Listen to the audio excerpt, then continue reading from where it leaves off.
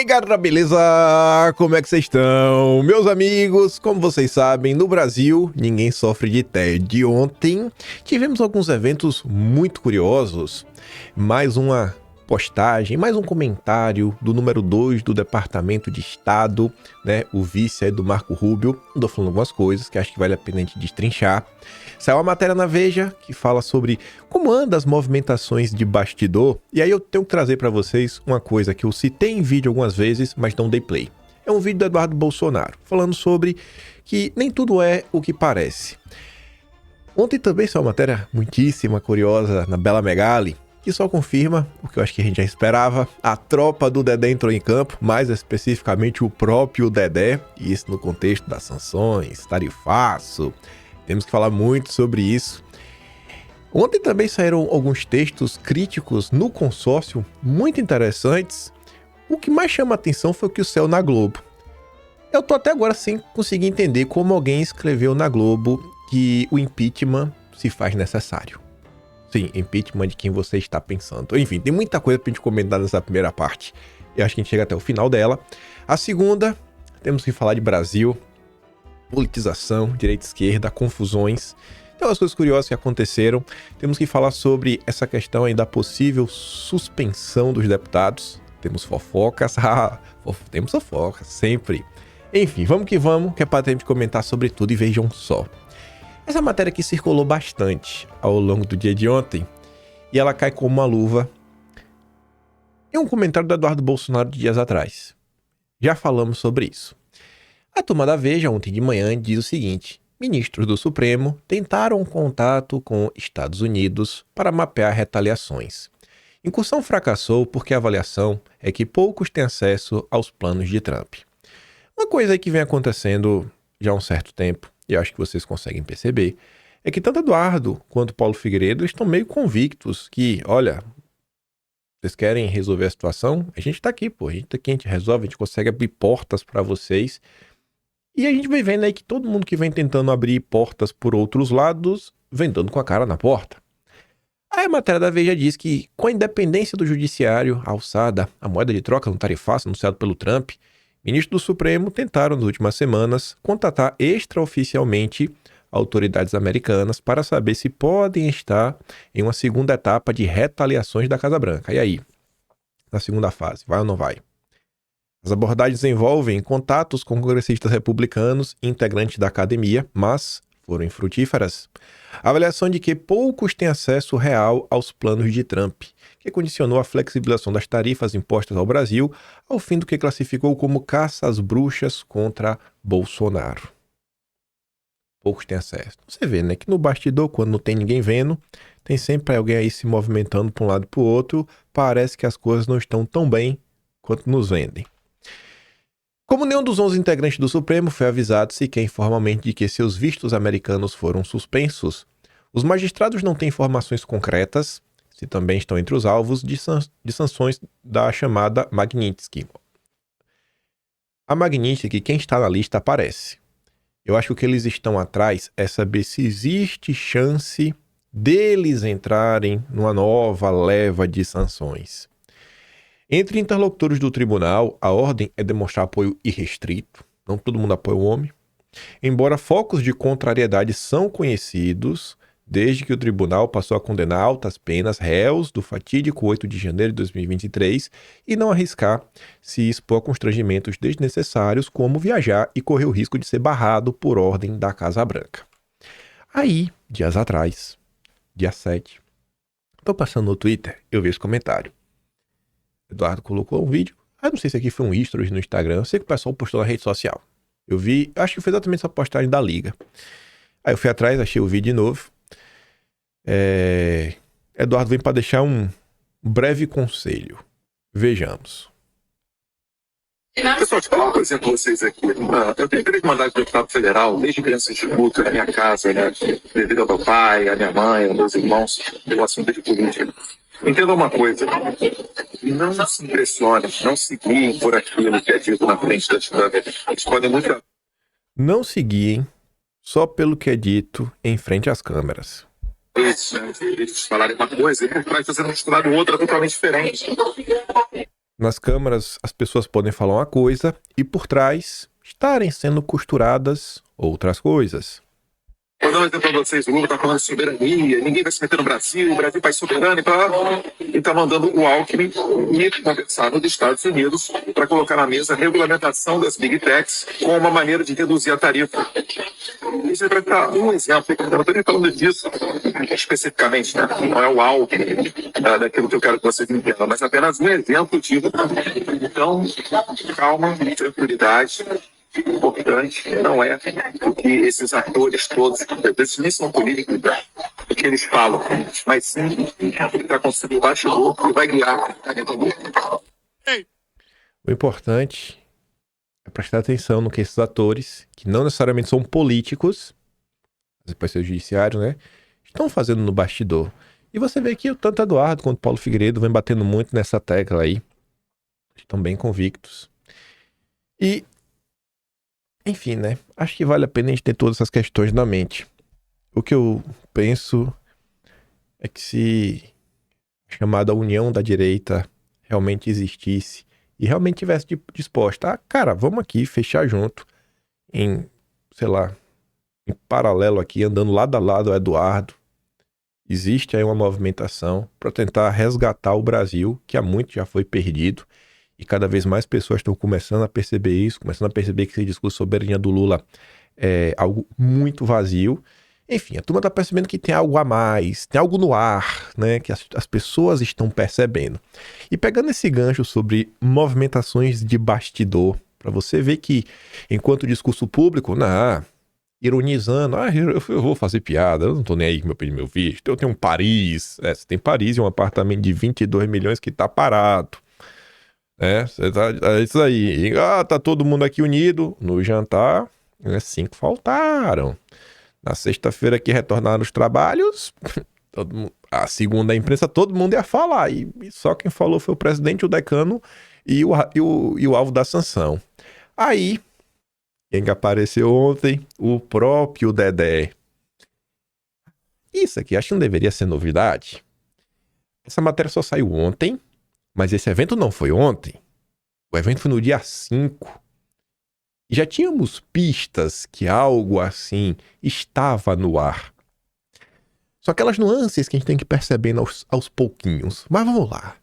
O encontro fechado de Dedé com Gilmar, Moraes e autoridades para debater sanções dos Estados Unidos e a Magnitsky.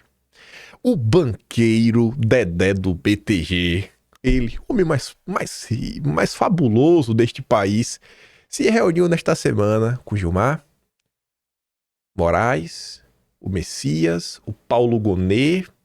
Também esteve presente um representante de outra instituição financeira. Outra qual? Qual outra? Curioso isso, né?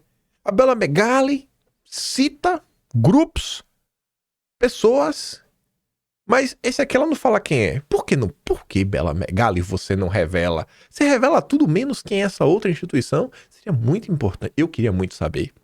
O almoço ocorreu na última terça, em Brasília, na casa de Rodrigo Maia, que atua como presidente da Confederação Nacional das Instituições Financeiras.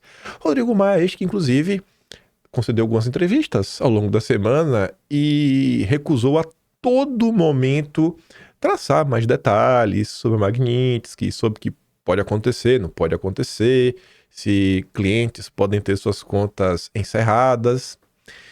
É curioso como tudo está acontecendo, né? Um tribunal que, sei lá, velho, tão rápido para decidir coisas importantes para a soberania nacional. Eu tô esperando o senhor Paulo Gonet, né? Porque você deve lembrar, né, que o Lindenberg, né, o PT, acionou o Supremo para impedir que a Magnitsky valesse no Brasil. Aí o Zanin foi sorteado, mandou pro Gonet para dar um parecer e a gente tá esperando. Eu quero ver a canetada para cima dos bancos, ver quem são os brabos. Segundo duas pessoas que estavam no encontro, a conversa ocorreu para avaliar a situação entre o Brasil e os Estados Unidos, o impacto do tarifaço e os alcances da Magnitsky. O encontro também incluiu gestos de solidariedade ao Supremo. Não sei, aqui para mim é aquela meio barrigada da Bela Megali pra falar que todo mundo é amigo, né? Não sei se o pessoal tá muito preocupado com isso, mas enfim. Gilmar e Dedé têm boa relação e costumam conversar com regularidade. Em sua passagem por Brasília, Dedé também teve uma agenda no Palácio do Planalto, mas não com Lula. Dedé se reuniu com o chefe de gabinete do Lula, Marco Aurélio Santana Ribeiro. Essa agenda a gente tinha comentado. Saiu lá no Metrópolis, no Yoga Gadelha. Foi quem comentou que o Dedé estava por Brasília. Então, assim, é muito difícil o Dedé ir para Brasília. Imagina, o cara sair da Faria Lima, do lugar mais charmoso do país, vai para Brasília só se encontrar com o chefe de gabinete do Lula, só para isso. E essa matéria do Yoga dele era muito curiosa, porque ele falava assim, ó, a coluna, a SECOM confirmou o encontro e ressaltou que em nenhum momento o Dedé e Marcola discutiram qualquer assunto relativo a ministro do Supremo à corte. Sabe? A matéria não conta o que discutiu, mas fez questão de falar. Olha, a gente não falou nada de judiciário. Você vê como as coisas são meio estranhas? Eu fui olhar umas coisas que eu postei assim ao longo do mês de julho, né? Do tipo relembrar e viver. E o que eu falo pra vocês da importância, né, de conhecer os agentes políticos, politizar as pessoas, saber realmente o que se passa no país. Não é assim, cara. Você tem que assim olhar a situação de forma mais ampla, conhecer as pessoas pelo nome, porque você vê que a política, ela não é feita por, sei lá, esquerda, direita. Ela é feita por Bolsonaros, Lulas, né, Eduardos Bolsonaros, José Dirceus, né, botou assim no plural, falando, política é feita de pessoas. Pessoas fazem coisas. Pessoas tomam ações. E quando você pega aí o Brasil, você vê que a coisa bem que vai se repetindo, né? Dia 9 de julho eu falava, só um homem para salvar o Brasil nesse momento. Concorda, Ciro Nogueira? E aí o meme se torna verdade, né? Primeira vez que eu postei esse meme. Vá, Dedé, salve o Brasil. O homem é brabo, viu? 1000 banqueiros no Brasil, mas tem que ser o Dedé. Segundo a Globo, o empresariado começou a dialogar com quem precisa dialogar. A tropa do Dedé percebeu que não adianta fingir que não existe a componente política da crise institucional. E aí eu comentava, né? Olha onde saiu essa matéria. Bela Megali, a mesma jornalista que contou desse evento. Quando você lê uma matéria como essa, você tem que ir se perguntando, né? Assim, ó, os apelos de empresários a ministros do Supremo às vésperas de tarifaço de Trump contra o Brasil. Quando você lê uma matéria, você tem que se perguntar o seguinte, cara, como esta matéria chegou até a imprensa? A Bela Megali, ela não fica de campana, como é que fala assim, na tocaia, assim, esperando ver se vem quem entra e quem sai do Supremo. Não é assim que funciona. Ela não fica na frente da casa dos meninos, ver quem entra e quem sai. Não é assim que funciona. Essa informação chegou a ela por alguém. E várias informações chegam a diversos jornalistas o dia inteiro, todo dia. Por que publicar essa matéria? Por que logo essa? Obviamente que essa aqui é informação curiosa, mas ela não é postar de forma aleatória. Aí tá ali, né? Ministro do Supremo, com mais trânsito no empresariado, passaram a ser procurados. Procurados por quem? Eu tenho certeza que tem muito empresário no Brasil que tá com a mão na cabeça. Vamos pensar o seguinte, aquele cara que produz laranja, suco de laranja. Tu acha que esse cara aqui vai procurar ministro? Tu acha que ele tem acesso? A não ser que ele seja um ultra mega empresário com bilhões na conta, eu tô para uma centena de milhões, com um grande peso político. Assim como existe uma ala na corte que, segundo a imprensa, né, tem mais trânsito no empresariado, existe alas no empresariado brasileiro que tem mais trânsito na política. Né? E é isso, essas nuances que são interessantes você pegando no meio do caminho. Segundo os magistrados, representantes de segmentos que serão mais afetados, né, têm buscado a corte para conversar, entender o cenário, né, entre aspas, assim, que cenário, né? O judiciário para entender o cenário? Mas como assim? Os empresários, o judiciário, não era o Lula? O problema não era o Lula? Os magistrados deixaram claro que o tarifaço é do Lula. Eles têm destacado que as pressões, né, do Trump, não vai ter interferência aí no negócio de Bolsonaro e tudo mais. Tá bom, então. Aí, dia 3 agora, eu falava o seguinte, rapaz, eu não consigo ler nada da revista Exame, sem lembrar que Dedé comprou a Exame em 2019. E aí, as matérias que iam saindo na Exame, né? Eu não consigo achar que isso aqui é uma coincidência. Ainda mais agora, quando você vê onde é que tá o Dedé, né? Lei Magnitsky. Não discutimos a lei, nós cumprimos a lei, afirma o CEO do Bradesco. Que coisa, né? Aí depois veio lá, a Exame de novo, Lei Magnitsky. Chinesa punida precisou viver somente com dinheiro em espécie. A classe política tem um jeito peculiar de se comunicar com seus pares. Né? Ninguém vai sair tweetando, né? Ó, encontrei fulano aqui, a gente discutiu hoje sobre o jogo do Palmeiras, do Corinthians. Aí você vai achando aí, né? Vai mandando recados. Vai mandando recados. Depois você aparece pra falar que não mandou recado nenhum. Você vê que acontece eventos no Brasil, às vezes você nem lembra. Esse caso aqui mesmo nem me passou pela cabeça. Eu tava pra fechar o vídeo, agora de manhã cedo, saiu quase 6 da manhã de hoje. José Fux, era do Estadão. Pergunta retórica. Será que foi pela proximidade com André Esteves, com ministros do Supremo, que o ex-presidente da Corte, Nelson Jobim, membro do Conselho do BTG, recuou na sua afirmação de que a suposta tentativa de golpe, na verdade, foi um quebra-quebra?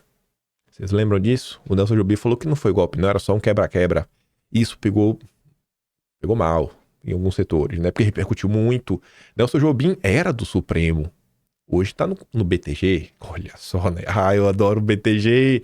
Aí tava ali, né? Nelson Jobim muda de opinião e agora apoia Alexandre de Moraes.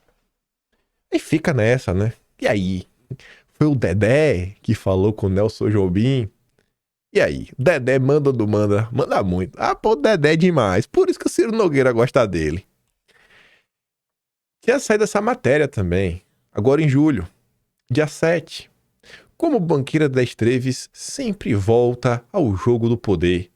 Essa matéria comentava, né, que Gilmar Mendes e Dedé se tornaram interlocutores frequentes, encontram-se em vários cantos, jantares na casa do banqueiro, festas do ministro, eventos em Lisboa, coquetéis em Nova York.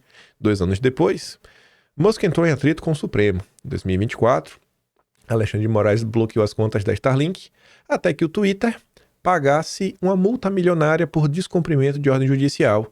Indignado com a decisão, Dedé ligou para o Gilmar e argumentou que era como cobrar a Ambev pelas fraudes na Americanas. Um CNPJ não pode responder por outro CNPJ, mesmo que pertençam ao mesmo grupo empresarial. Alegou fazer seu dever de ofício, ou melhor em inglês, job description, conversar com autoridades, sentir o pulso de Brasília e favorecer um ambiente saudável de negócios. Ele faz muito bem, disse Ometo. Precisamos que todos os empresários façam isso, né? O Ometo acha que é muito importante isso, né? Todos os empresários, imagine, todos. Não tem nem como todos os empresários fazerem isso, né? Ah, esse é o Brasil do Dedé. Renato comentou sobre essa notícia falando assim: o fato da reunião ter ocorrido poucos dias após a sanção ao ministro da mais alta corte reforçou a impressão de que havia interesse em mapear riscos, identificar vulnerabilidades e avaliar possíveis alternativas antes de novos desdobramentos. A escolha da casa de Rodrigo Maia, figura central no lobby do setor financeiro, pode ter oferecido um espaço mais reservado para tratar de pontos que dificilmente constariam em atas oficiais. A ausência de chancelaria e Banco Central não estavam nessa conversa. Não tinha ninguém nessa conversa. Não os dois. Sugeriu que o foco não foi negociar no exterior ou ajustar regras, mas discutir internamente como lidar com os impactos jurídicos e de percepção, colocar na mesma pauta Magnitsky e tarifaço pode ter indicado a busca por uma narrativa que enquadrasse temas distintos como parte de um mesmo cenário de pressão externa. A menção, segundo o banco, sem identificação, abriu espaço para interpretar que havia articulação mais ampla no setor, ainda que alguns preferissem manter distância da exposição pública. O vazamento controlado para a imprensa, com tom de solidariedade institucional, pode ter como efeito reduzir incertezas no mercado e transmitir a ideia de coordenação no topo. Aí eu faço uma perguntinha para vocês. Da mesma forma que depois que a declaração do Nelson Jobim circulou muito e ele voltou atrás, imagina, no dia 30, essa reunião foi no dia 5. Tu acha que quando sai uma matéria dessa na Exame, do CEO do Bradesco, um dos 5 grandes bancos brasileiros, tu acha que essa matéria aqui só quem viu foi o Vinícius? Tu acha que essa matéria aqui só quem viu foi a gente, que acompanha a rede social, né? Ninguém na classe política viu. Ninguém em Brasília viu essa matéria. Ninguém sabe que Dedé é o dono da Exame. Ninguém sabe. Ah, meu Deus, eu adoro como as coisas funcionam nesse Brasil, velho. Alguma coisa que eu queria mostrar pra vocês. Tem que mostrar assim, abrindo assim, deixa eu ver onde é que tá. Onde é que tá? Abri em algum lugar. Tá aqui, pera aí. Aqui, pronto, achei. Um segundo. Pronto. Eu fui lá olhar a postagem da Bela Megali no Twitter, né? Vou atualizar aqui pra gente ver ao vivo. Aí o cara tá comentando, né? Super normal, André Esteves, já preso na Lava Jato, tem reuniões a portas fechadas, tudo dentro da normalidade democrática. Esse aqui tem cara, deixa eu ver, não, de direita. Esse é de direita. Mais inéditas. Aí você vê isso daqui, ó. Esse é o nosso Brasil. Quem é André Esteves? O pessoal não sabe quem é André Esteves, bicho. Que loucura. Mudança na editorial do Metrópolis vem aí. Cara, Bela Megali é do Globo. Na matéria não fala que Moraes estava na reunião. Que título é esse? Não fala. Que tá no primeiro parágrafo. André Esteves só defende interesse do mercado, nada de bom para o povo brasileiro. Seria bom saber o que eles conversavam. Pois é, né? Seria muito bom. Todo mundo larga muito todo mundo. Dedé tá demais. Cadê? Diálogo entre poder judiciário e poder capital. Dedé foi avisar que entre o seu dinheiro e soltar a mão, né? É soltar a mão. Placas tectônicas. Políticas e mercados estão se movendo. Marcaram o portfólio do Alan. Grok, explique quem é André Esteves.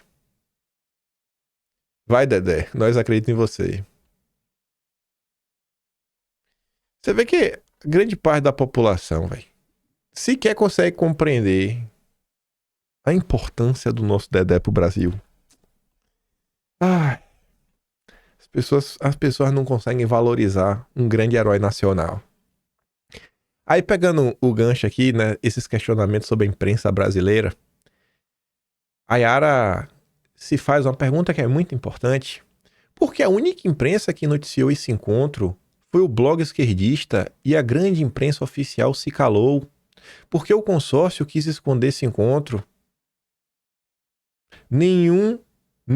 Absolutamente nenhum veículo da grande imprensa noticiou que Galípolo teve um encontro fechado com o dono da Globo.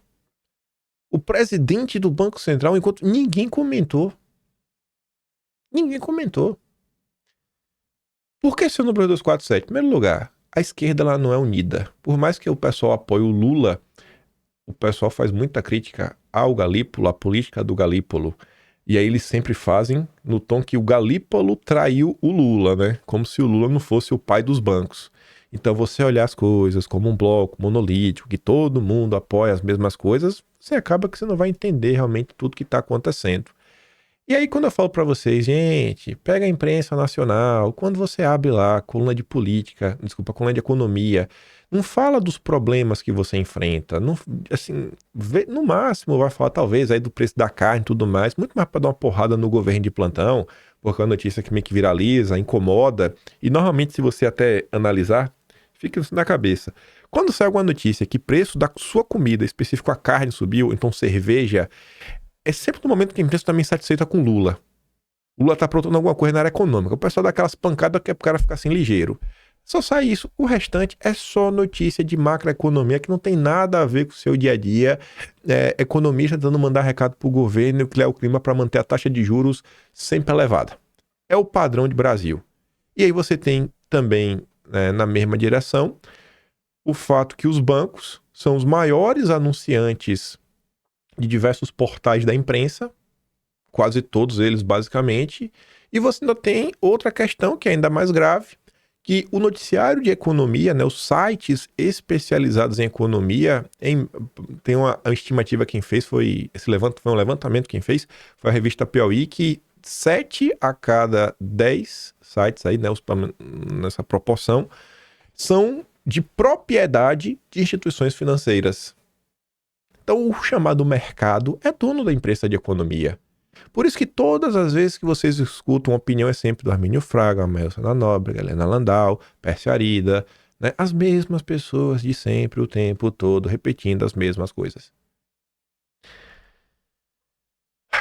Aí chegamos no comentário do Landau, o vice do Marco Rubio. Comentário muito curioso, duro. E é pela parte ali que eu deixei em roxo, fiquei pensando, né? Tá chamando o Lula para mesa de negociação, mas ele deixa claro um dos pontos que está na mesa de negociação. separação dos poderes de um Estado é a maior garantia de liberdade já concebida pela humanidade. Nenhum poder, nem mesmo uma pessoa, pode acumular autoridade excessiva se for controlada pelos demais. Mas a separação formal não significa nada se um dos poderes tiver meios de intimidar os demais a abrir mão de suas prerrogativas constitucionais. Um poder que consegue pressionar os outros. O que está acontecendo agora no Brasil ressalta esse ponto. Um único ministro do Supremo usurpou poder ditatorial ao ameaçar líderes dos outros poderes ou suas famílias com detenção, prisão ou outras penalidades. Peraí. Ele está ameaçando líderes de outros poderes. Bom, você tem 3 poderes. Ele está falando do jurídico, então só tem o poder executivo e o poder legislativo. Líderes dos poderes, são 3 pessoas. Lula, Alcolumbre e Hugo Mota. Então a embaixada dos Estados Unidos, o Landau, na verdade, está falando que, em tese, ou a família do Lula, que não faz muito sentido, ou a do Alcolumbre e do Hugo Mota estão sendo ameaçados. Tiveram algumas operações aí policiais realmente nos últimos dias, nos últimos meses. Essa pessoa destruiu a relação histórica de proximidade entre Brasil e os Estados Unidos, ao tentar, entre outras coisas, aplicar extraterritorialmente a lei brasileira para silenciar indivíduos e empresas em solo americano, a situação é sem precedentes e anômala justamente porque essa pessoa veste uma toga judicial. Aí você vê, ó, eles falam, meu problema é esse, é com esse cara. E após deixar claro que o problema é esse, o Landau fala, ó, sempre é possível negociar com líderes dos poderes executivos ou legislativos de um país. Eu aceito sentar na mesa com o Mota, o Alcolumbre e o Lula, mas não com um juiz que deve manter a aparência de que todas as suas ações são ditadas pela lei. Assim, nos encontramos em um beco sem saída. O usurpador se reveste do Estado de Direito enquanto os demais poderes afirmam estar impotentes para reagir. Se alguém conhecer um presente da história humana em que um único juiz, não eleito, tenha assumido o controle do destino de sua nação, por favor avise. Queremos restaurar nossa amizade histórica com a grande nação do Brasil. Lula, quero ser teu amigo, a gente conversa com você, a gente conversa com o Mota, a gente conversa com o Alcolumbre, mas tem uma coisa aqui pra gente é inegociável. E aí? O que esperar? O que esperar? Não sei. Eu não sei o que esperar. O que eu sei...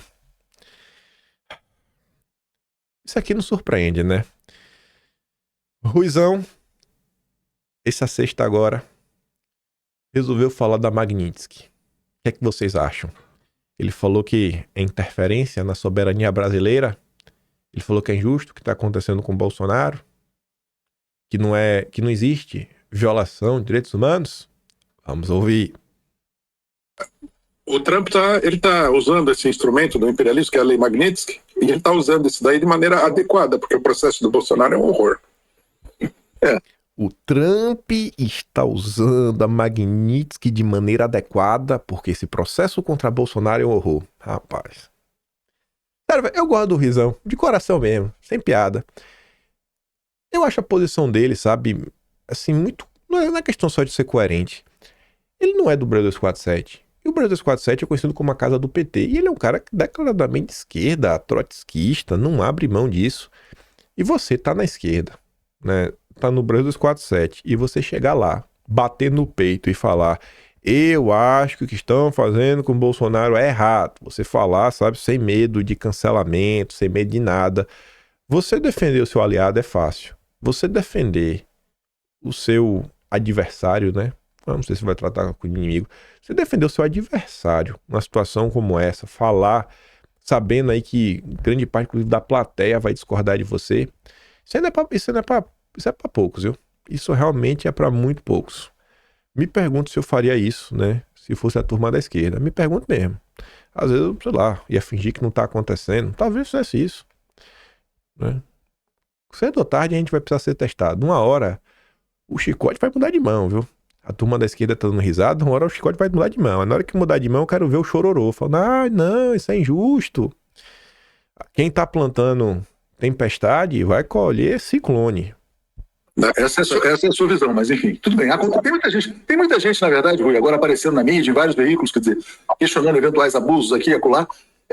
E o ponto que é importante é o seguinte, quer dizer, a mídia brasileira ela não estava abrindo espaço para contestação, né? E liga até você ser chamado na Rede Globo daqui a pouco para falar. Quer dizer, tem uma clara inflexão dos meios de comunicação, né? Você percebe que o Atush é 100% Lula, né? Não, supostamente aí tem violações, supostamente.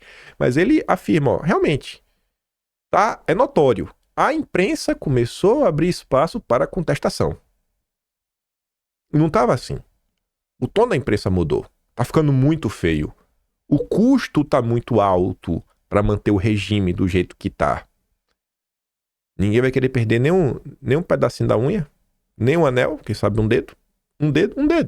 Tem 10 na mão, mais os 10 no pé. Não sei se você percebeu isso de 10 dias para cá, mais ou menos. Sim, eu tenho percebido. Até um pouquinho mais. Eu tenho percebido que eles estão dando uma guinada gradual em direção à crítica do STF, né? Do Estado de São Paulo, da Folha de São Paulo, só o Globo que se mantém mais fiel, vamos dizer assim. Só o Globo. O Globo tem muito medo do Bolsonaro, né? Por motivos particulares.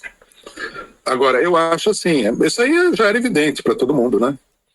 Eles criaram um clima artificial de que tudo isso era correto. Não é correto, você acha?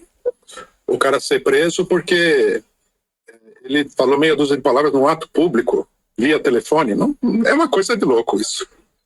Mas isso não é, isso aí vem de antes, é toda arbitrariedade do era um ato público contra o Supremo Tribunal Federal, né? Na verdade, contra essa ditadura, vamos dizer assim. Né? Você tinha lá É um direito deles, é um direito de qualquer um. Bom, Ninguém é obrigado a apoiar as instituições políticas do país porque elas são instituições do país. Inclusive a esquerda, né, ela está entrando num negócio, já estava ruim isso daí de muito antes, agora está entrando num negócio que me parece assim, quase que uma autoliquidação. Eu vi gente falando aí que o que os bolsonaristas fizeram de obstruir, de tomar conta da mesa do Congresso é golpe, é motim e tal. O PT já fez isso. ocupar a mesa, será? As senadoras do PT, capitaneadas pela Gleisi Hoffmann, ocuparam a mesa, bloquearam a mesa por causa da votação da lei trabalhista no governo Michel Temer. Isso é uma coisa comum. O PT... Acho que uma coisa é obstruir, outra coisa é fazer o que eles fizeram lá, impedir o presidente de tomar. Elas fizeram a mesmíssima coisa, igualzinho. Bom, vamos lá. O Guilherme está dizendo que o Rui é o exterminador de ilusões. Você meio que já respondeu, mas eu vou botar novamente aqui o pedido do Marcelo Palhano. Por que você defende... Não sei se você defende a anistia? Se defende por quê? Eu não assumi nenhuma posição na questão da anistia. Essa é uma política dos bolsonaristas, da anistia. O que eu fiz foi criticar o processo como sendo um processo altamente irregular. Por exemplo, as pessoas que participaram do 8 de janeiro, na minha opinião, não deveriam ter sido condenadas, exceto aqueles que quebraram alguma coisa importante e tal. As acusações são horríveis, são criminosas e tal. Mas defender a anistia como proposta política, eu não tenho feito isso, não. Eu acho que o processo é nulo. Eu acho que o processo não tem valor. De fato, Rui, você tem razão. Eu estou vendo aqui, achei uma notícia de 11 de julho de 2017, que fala aqui que senadores ocuparam mesa, mas a reforma trabalhista foi aprovada. Foi uma ocupação que durou 6 horas, né, em protesto, e depois houve lá uma negociação e cessou a ocupação. Mas o que os bolsonaristas fazem, né, eles sempre fazem numa intensidade mais avacalhada, né, quer dizer, então é sempre uma coisa mais trash, vamos dizer assim.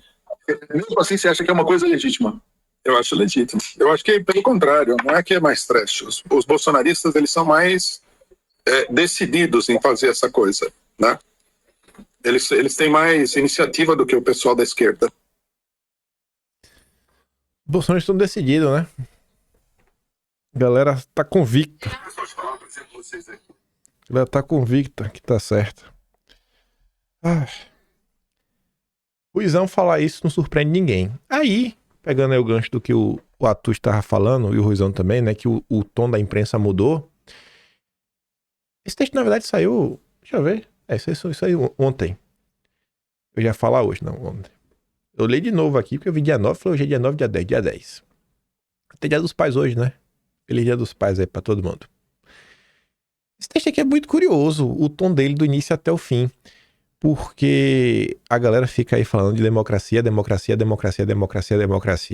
e o Estadão aí, né, nesse artigo de opinião, obviamente, Fala que o Brasil não é ditadura, não é democracia, não. Mas não vem com esse papo, não, irmão.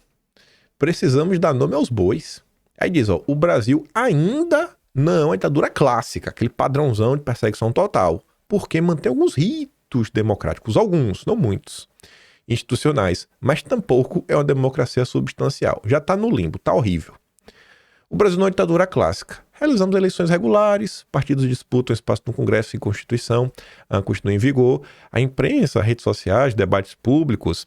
Esses sinais mantêm uma aparência de uma democracia funcional, mas por trás da superfície acumulam-se evidências de um deslocamento estrutural que corrói seus fundamentos. O diagnóstico de índices internacionais como o da The Economist, que nos classificou como uma democracia falha e sem suficiente. A verdade é perturbadora. Vivemos uma realidade em que a democracia se encontra suspensa e o estado de exceção fica sob a máscara da constitucionalidade. Bom, já gostei. Primeiro parágrafo. Já está falando de estado de exceção. Esse estado de exceção não é declarado, como nas ditaduras do século XX. Ele se infiltra por dentro, mantendo os ritos institucionais enquanto esvazia seus contrapesos. Giorgio Agamben descreveu esse fenômeno com precisão. Não é necessário fechar o Congresso ou suspender formalmente garantias constitucionais. Basta reinterpretá-las de maneira flexível, sempre em nome de um bem maior sob a retórica da urgência. No Brasil, a narrativa predominante é a defesa da democracia e combate à desinformação. Vale tudo, você reinterpreta tudo para proteger os brasileiros, né, dos antidemocratas e dos desinformantes. Sob esse pretexto, mecanismos de controle do poder são relativizados e direitos fundamentais se tornam variáveis interpretativas. O Supremo, concebido como guardião da Constituição, transformou-se em protagonista político sem freios efetivos. A Corte investiga, acusa, julga, em inquéritos que se arrastam por anos, sem prazo, sem objeto delimitado, sem transparência. Esse padrão não é episódico, não aconteceu ali não, virou estrutural. Decisões monocráticas suspendem leis aprovadas pelo Legislativo, interferem em políticas do Executivo e redesenham regras orçamentárias. A suspensão do decreto legislativo, que sustava a elevação do IOF, ilustra a apropriação de competências sem respaldo popular.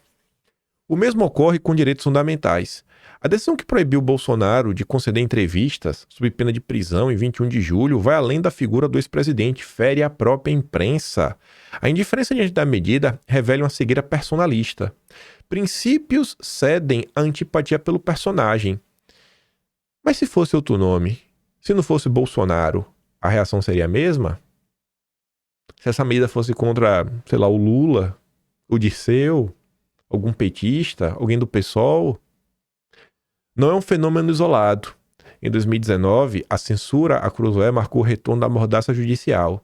Em 2024, o bloqueio do Twitter, seguido de multas por uso de VPNs, abriu caminho para a derrubada do artigo 19 do Marco Civil da Internet, impondo às plataformas o papel de setor privado. O bloqueio das contas da Starlink, com base em interpretação extensiva do conceito de grupo econômico, mostrou até onde a lei pode ser esticada. Os avanços contra dissidentes resultaram em bloqueios de diversos perfis ligados à oposição, mas alcançaram também dissidência à esquerda, como o PCO, silenciado sob o mesmo pretexto de combate à desinformação. A erosão da accountability reforça esse quadro. Quando eu li isso aqui, esse parágrafo, eu só consegui pensar no Renato, que eu sempre trago em vídeo. Que o Renato sempre fala, né, que quando o risco vira, sei lá, a norma, né, cresce, né, a percepção e cresce o custo, né, de investir no Brasil. Ninguém quer.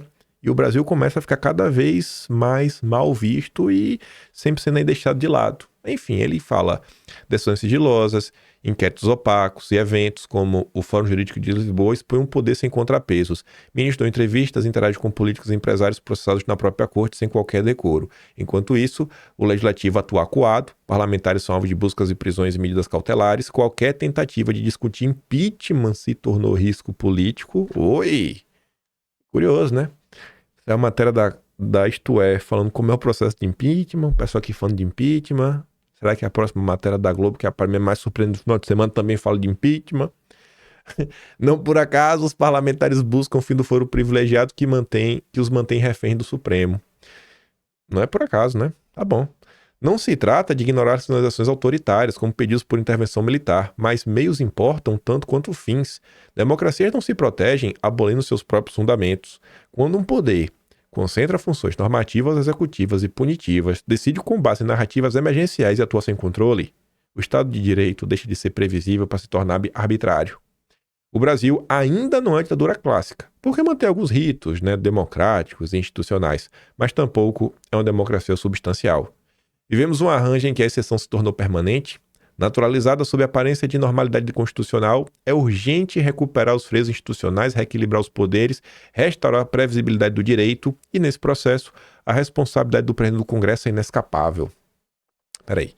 A responsabilidade do presidente do Congresso é inescapável. Existe uma coisa na língua portuguesa que chama o quê? Eufemismo, né? Em vez de falar a pessoa morreu, você fala a pessoa bateu as botas. Ele anteriormente falou o quê, né? E curiosamente eu nem percebi, tô percebendo agora. Eu também grifei de laranja, né? Aí ele fala o seguinte: qualquer tentativa de impeachment se tornou risco político. Tentativa de discutir risco político. Impeachment. Quem é que pauta o impeachment? O presidente do Senado. E o presidente do Senado é também o quê? Presidente do Congresso. Mas minha nossa. Então posso eu pensar que essa última frase, a responsabilidade... Vamos traduzir. A responsabilidade de Alcolumbre é inescapável. E qual seria essa responsabilidade que depende do Alcolumbre, dele especificamente? Mas que coisa, né? Para bom entendedor, minha palavra basta. E se eu estou vendo essa matéria, quantos mais não estão vendo?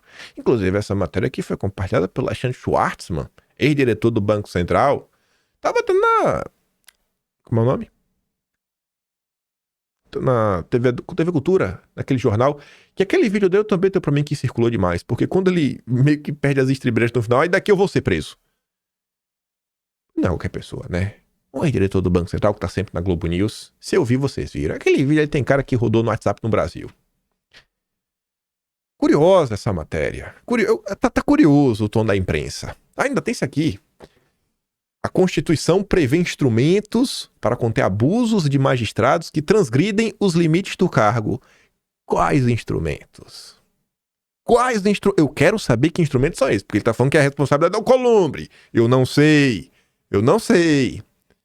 Será que quando o ministro concentra poder sem contrapesos, viola garantias fundamentais e governa por medidas excepcionais permanentes, a abertura de um processo de impeachment antes uma opção política se torna necessidade? Rapaz, eu não falei isso, eu tava na dúvida, não tô mais. Saiu na imprensa um texto como esse, hein? Eu acho que realmente o clima deu uma certa mudada. Um texto no Estadão, nossos golpistas, falando, né, que, rapaz, não é nem opção, agora tá falando necessidade. A defesa da volta ao império da lei, a oposição ao império de homens, deveria ser uma ambição de todos os atores democráticos. Há, nesse sentido, a centelha de esperança. Mais e mais pessoas percebem que o país vive sob um estado de exceção informal e perdem o medo de dar nome aos bois. Tipo o Schwartzman, que compartilhou essa matéria, né?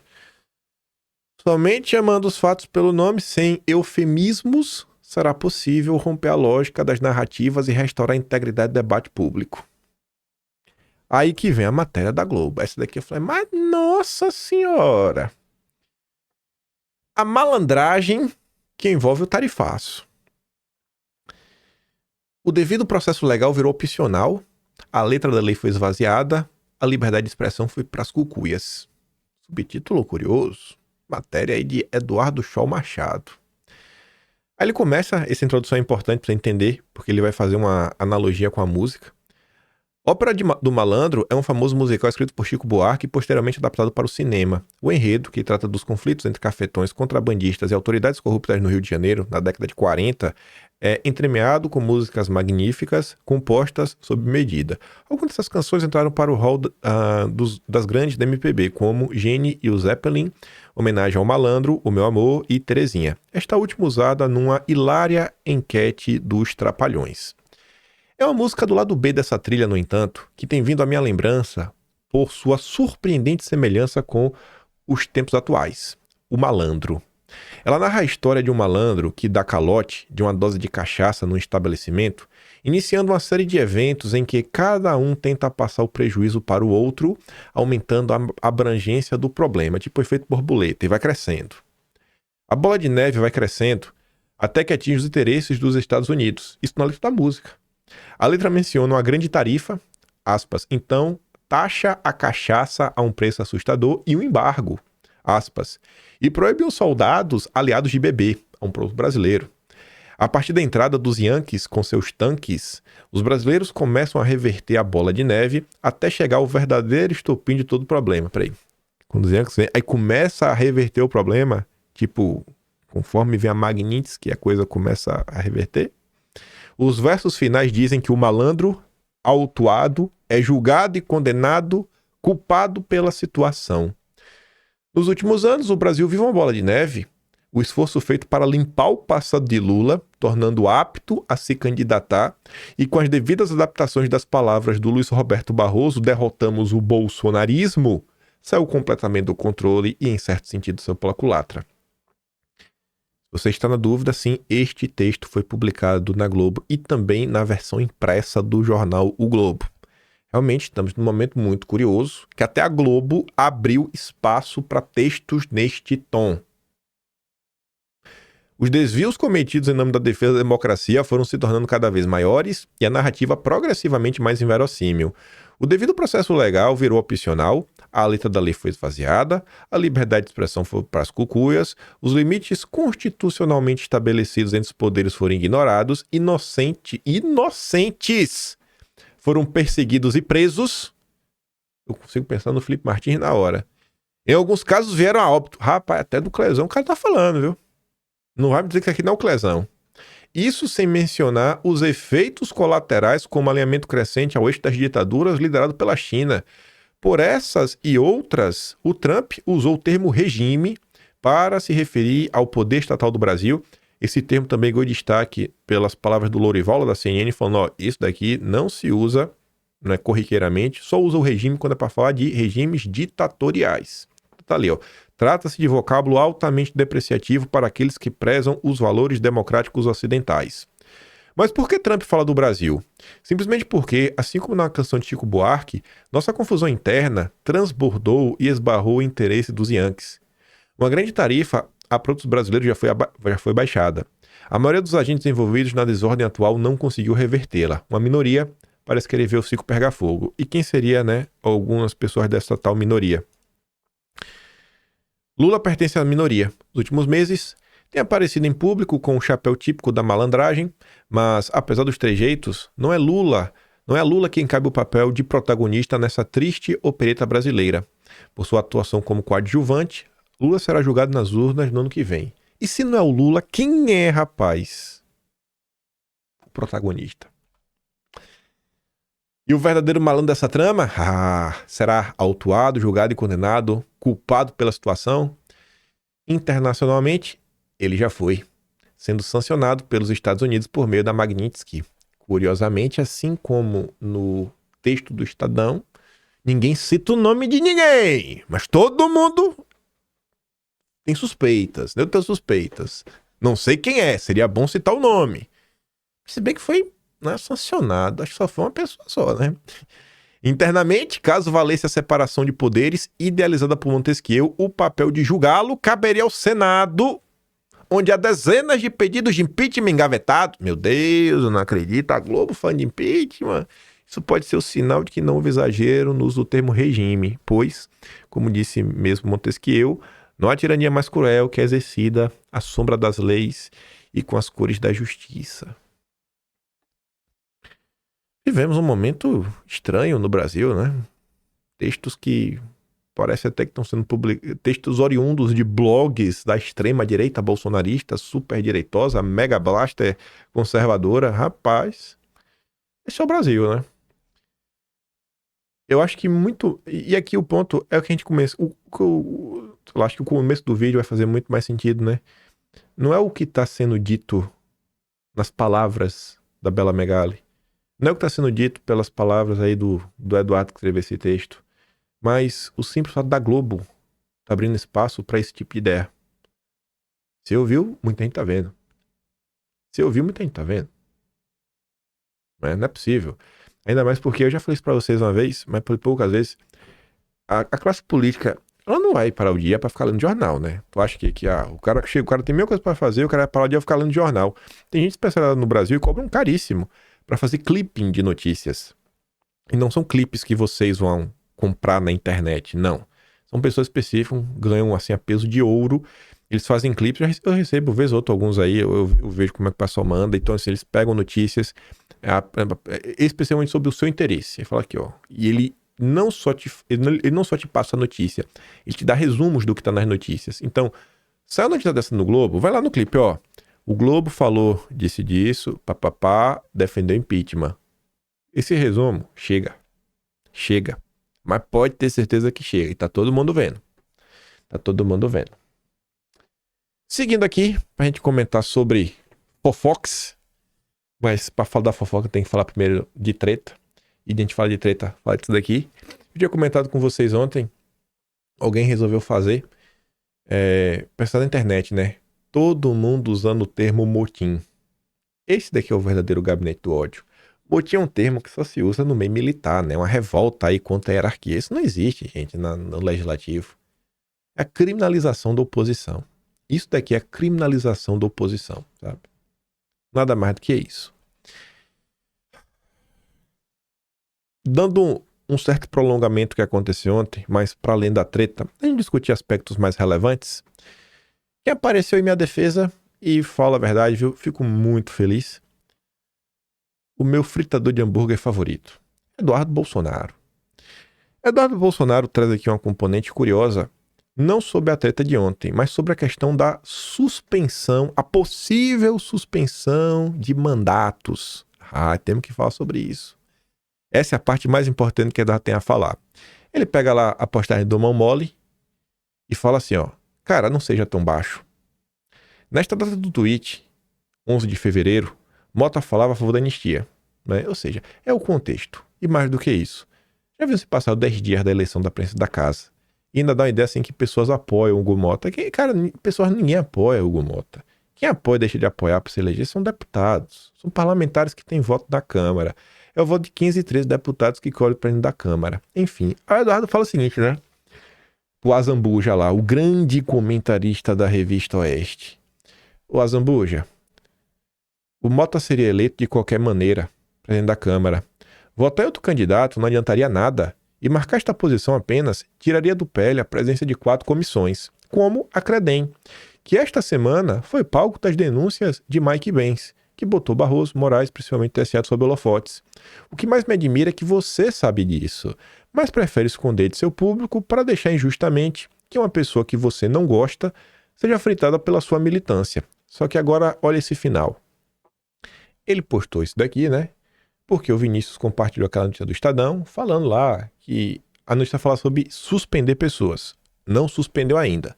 Foi enviada uma lista para a corregedoria, e essa, a depender do que vir, a mesa pode optar por suspender deputados por até 6 meses. Isso realmente pode acontecer. Mas ele fala, cara, seria mais digno se você, Flávio Morgenstern, falar quem apoiou a resolução que agora permite ao presidente da Câmara ter este poder de afastar parlamentares. Opa, peraí. Então quer dizer que o poder que o Hugo Mota tem hoje, ele não tinha no passado? Mudaram a regra? Quem apoiou a mudança de regra? Eita, agora tá começando a ficar curioso. Já que este foi o tweet original em discussão aqui, né? Mas sabemos o porquê você não fará isso, não é mesmo? Eita! Agora a coleirinha do Deltan vai falar mais alto. Tô sentindo. Mas o pior que não é só a coleirinha do Deltan não, viu? Tem alguns bodes de ouro aí no meio da confusão. Eu vi isso daí, né? Eu sou curioso. E eu tinha pra mim que era o que eu estava achando, porque eu escuto muitas fofocas. Aí eu fui atrás. Quando é que mudou essa regra, hein? Primeiro, a suspensão cautelar de mandato parlamentar. Novo poder disciplinar na Câmara. Quem foi o primeiro alvo? O Gilvan da Federal. E quando foi essa mudança? 2024. Quando Lira ainda estava no comando da casa. A mesa diretora passou a ter a atribuição de propor que deputados sujeitos à representação por quebra de decoro de autoria da própria mesa sejam suspensos cautelarmente. Aí você vê, né, artigo bonitinho com citação, resolução número 11 de 2024. Lá fui eu atrás da resolução 11 de 2024. Site oficial da Câmara. A resolução 11 mudou, né, dentro do PRC 32/2024. Você vê aqui, ó. Altera o regimento interno da Câmara dos Deputados para dispor sobre medida cautelar de suspensão do exercício do mandato parlamentar. Como foi a votação disso daqui, hein? A turma que prefere perder de pé do que ganhar de 4 votou como? Vejam que foram 400 votos a favor de mudar a regra para dar superpoderes à mesa, 29 pessoas contra, uma abstenção. E um artigo 17. Artigo 17 é o Lira, não vota, presidente da casa. Quem foi a abstenção, eu já falo. É o Sabugosa. O Sabugosa lavou as mãos. A Sabugosa, eu não aguento. Orientação dos partidos. Todos votaram, orientaram para votar sim. Todos. Inclusive o PL. O Partido Novo não só orientou para votar sim, como todos votaram a favor. Inclusive o Marcel Van Hatten, que é um dos alvos. Pá! Tem que pegar aquele som do Beto Carreiro. Pá! É a chicotada do Deltan Dallagnol, em quem ele botou a coleirinha. Porque eu sabia mais ou menos dessa confusão. Eu grifei um nome aqui. Mário Frias. Ano passado, rapaz, quando teve essa confusão, isso tava na minha cabeça. Eu falei, cara, será que foi aquilo ali? Porque eu lembro que tinha tido uma certa mudança aí. Tava pra ter. Eu lembro que eu tava conversando com o Mário Frias, ligou pra mim. Não sei se foi nesse momento, mas eu vi a história da boca do Mário Frias. E aí o Mário tava contando, às vezes, sabe, a falta de tato e de experiência da turma aí da direita, em determinadas questões. E aí eu lembro que o Mário também falou assim, da arrogância de alguns, e ele falou especificamente de uma votação que teve uma pessoa, se o Mário quiser, o Mário fala quem é. Meteu o dedo na cara. Quem votar contra, eu vou expor. Porque eu sou brabo. Porque eu sou o rei do engajamento, eu vou expor. O Mário fez, vou votar não, e votou não. Esses foram os únicos deputados do PL que votaram contra essa alteração que deu superpoderes para a mesa. Só esses votaram contra. Eduardo Bolsonaro tá aqui, ó. Eduardo Bolsonaro não foi a favor da superpoderes pro Hugo Mota. Agora o Hugo Mota antes era o Lira. Gustavo Gaia não foi. O Gilvan da Federal foi o primeiro a ser punido. E ele votou não. O Gilvan sabia que ia rodar. Você sabia, não era, Gilvan? Olha o Polon. O Polon também votou não. Carol de Tony também votou não. Aí você fala, nossa, mas tem um deputado que eu gosto que não tá aí. Pois é, né? Votaram sim. Enfim. Espero que um dia o Mário Frias se sinta confortável para contar os bastidores disso daí, sabe? Eu não tava lá, né, nessa reunião para dividir a direita, então eu não vou falar, eu não vou dividir a direita já que eu não tava lá. Mas tomara que o Mário Frias apareça para dividir a direita. Contar aí uns pormenores do que acontece. Porque é muito fácil gritar, falar, meu Deus, olha lá, vai ter todo mundo suspenso. Vai ser um suspenso, né? Mas quem foi que criou esse superpoder? Criou por quê? Quem foi que apoiou, né? Porque não é só o voto sim, teve também o apoio, né? Agora, o que é que tinha acontecido que motivou isso daí? Tem horas que eu entendo, velho, porque o Mário Frias, você vê que ele veio a versão Novo Testamento, tava demais. E ele puxou o freio. Porque você vai falando assim as coisas é tipo a própria imprensa, o próprio judiciário, né? Você não vai ficar falando mal do seu colega, você tem que dar uma ideia que tem uma certa unidade. Se você começa a expor tudo que tá acontecendo, os seguidores seus primeiros vão falar, resolvam no privado, é momento de união. Cara, a turma já tentou resolver no privado, mas se tá no público é porque não tá resolvendo. Aí você fica, mas foi essa votação aqui mesmo, cara? Só esse pessoal que votou contra? Matéria da Globo da época, ó. Veja como votou cada deputado em sessão sobre o projeto que dá Lira poder de propor afastamento do deputado Brigão. Só 29 contrários. E tá ali, ó, entre os que votaram contra, tá o Gustavo Gaia e Eduardo Bolsonaro. Turma sabia que esse negócio ia dar ruim, né? Sabia que ia dar ruim. Mesmo com a orientação do PL voltar a favor, rapaz, não voltar a favor dessa porcaria não, velho. Isso aí vai dar errado. Vai dar errado mesmo, né, Eduardo? Bem que tu sabia, bem que o Gustavo Gaia sabia, bem que o Giovana Federal sabia. Eu entendo demais se o Mário Ferreira não quiser contar essa história, sabe?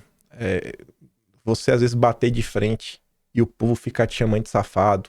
O povo falar que você não aceita quem critica Bolsonaro, que faz críticas construtivas, sabe? Tem hora que cansa mesmo. Tem hora que cansa, Mário, eu entendo. Às vezes é meio inglória essa confusão. Eu gosto da treta, eu gosto. Aí aproveitar, né? Aproveitar, não é todo dia que eu vejo um colega de profissão sentindo as minhas dores. Ai, vê só isso aqui. Paulo Figueiredo. Vale um pouco para aqueles que... Teve deputado que ficou falando assim, para que serve comissão? Presidência de comissão não serve para nada. Presidente de comissão não serve para nada? Tá aí, pô. Você vai achar o fio da meada da interferência americana na eleição brasileira? Eu pergunto, ministro Alexandre de Moraes, como é que é aquela história de que não somos mais colônia? Como é que é aquela história de não somos mais colônia? Exceto quando a USAID bancava o teu trabalho. Ou seja, 11h59, vem em mim, Joe Biden, vem em mim dinheiro americano para financiar a minha censura, me ensinem a censurar. 00:01, não somos mais colônia. Vamos puxar esse fio da meada. E cadê os deputados que diziam que não valia a pena, que a presidência da Câmara não importava, que era melhor não fazer, que era melhor não apoiar o Mota, porque não sei o quê. Amanhã a gente vai falar sobre anistia. Porque não vai dar tempo de falar hoje. Mas tá aí. Disso a gente pega um relatório, do relatório a gente leva nos Estados Unidos a gente consubstancia os pedidos que a gente vem fazendo. Muito bom. E ainda aprovaram, eu acho que a gente não tem mídia aqui para isso, mas aprovaram uma moção de apoio ao deputado Eduardo Bolsonaro. Que coisa linda. Que coisa linda. Olha, quando tem que criticar, critica. Quando tem que dar os parabéns, parabéns. Deputados Felipe Barros, Sóstenes e os demais que participaram desse processo. Você viu o que ele falou, né? Aí você vai... Gente, uma coisa é... Mike Pence nos Estados Unidos publica uma notícia. Publica uma notícia. Outra coisa é um evento no Brasil, no meio de olho de todo esse furacão, depois de sanções, onde The House of Defense and Foreign Affairs, né, que seria a tradução para o inglês, dá destaque às denúncias do jornalista Mike Pence. Aí, da mesma forma que foi lá na época do Twitter Files, quando The House of Committee dos Estados Unidos postou lá, né, as ordens que o Twitter recebeu, os Estados Unidos recebem também um relatório desse. Aí o Paulo Figueiredo fala, cara, quando tem isso, o peso que a gente chega lá para discutir é muito maior. Mas comissões não servem de nada. A Beyoncé de Ouro Preto me deu um biscoito quando eu falei, Beyoncé, explique pro Brasil, rapaz, como foi que você fez pra virar presidente da Comissão de Educação? Toma aqui o biscoitinho. Um biscoitinho aqui pra você. A coleirinha do Deltan estragou muita gente, viu? É pra você ver aqui também, eu separei, né? Quando o Eduardo faz o comentário, olha pra esse comentário aqui. Eduardo, depois de toda a explicação, manda assim, ó.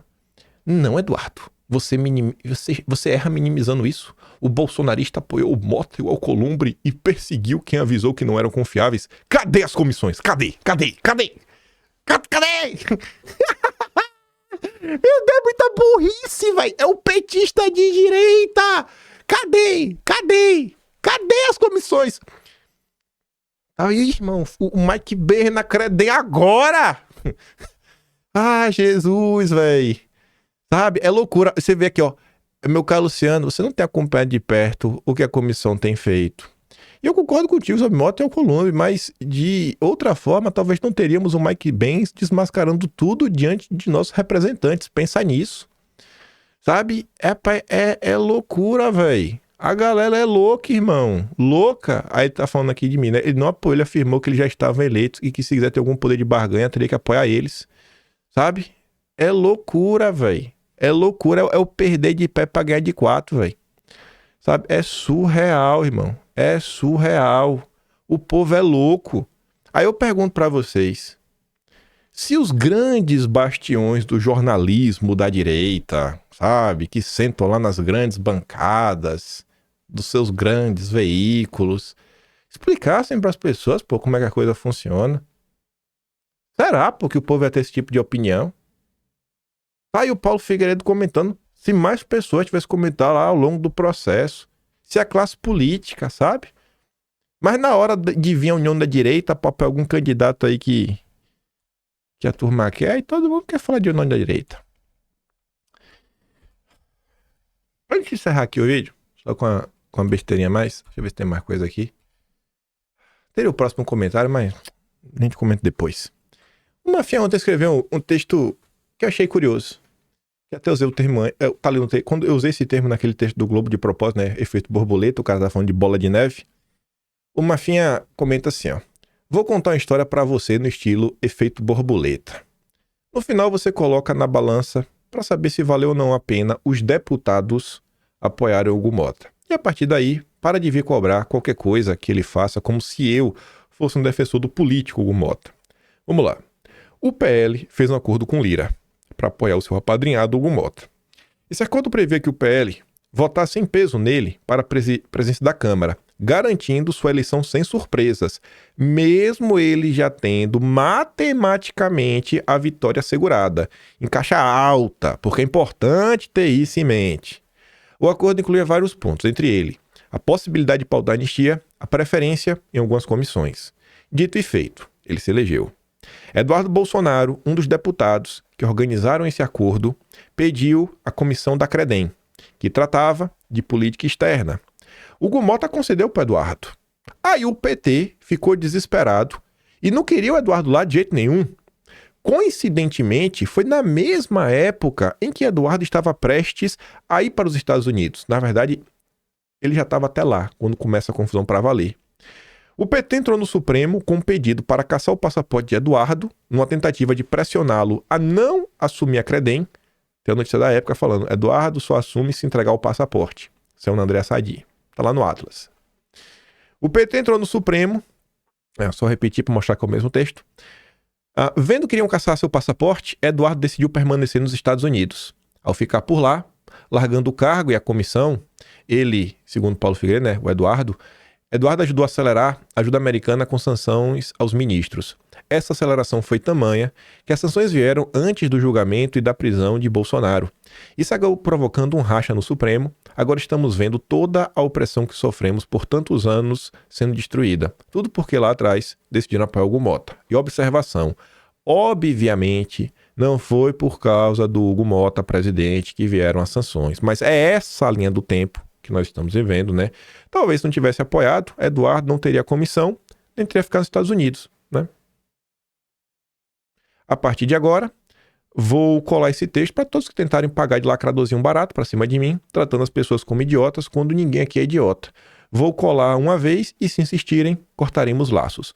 Não tenho tempo a perder com babaquice. Política é feita de acordos. Não é brincadeira, é adquirir essa pimada.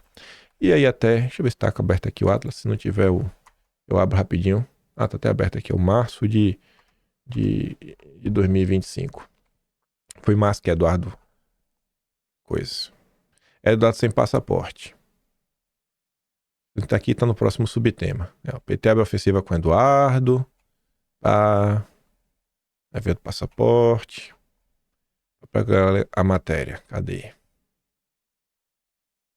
Aí, ó. PT diz que só aceita Eduardo à frente da Comissão de Relações Exteriores sem passaporte.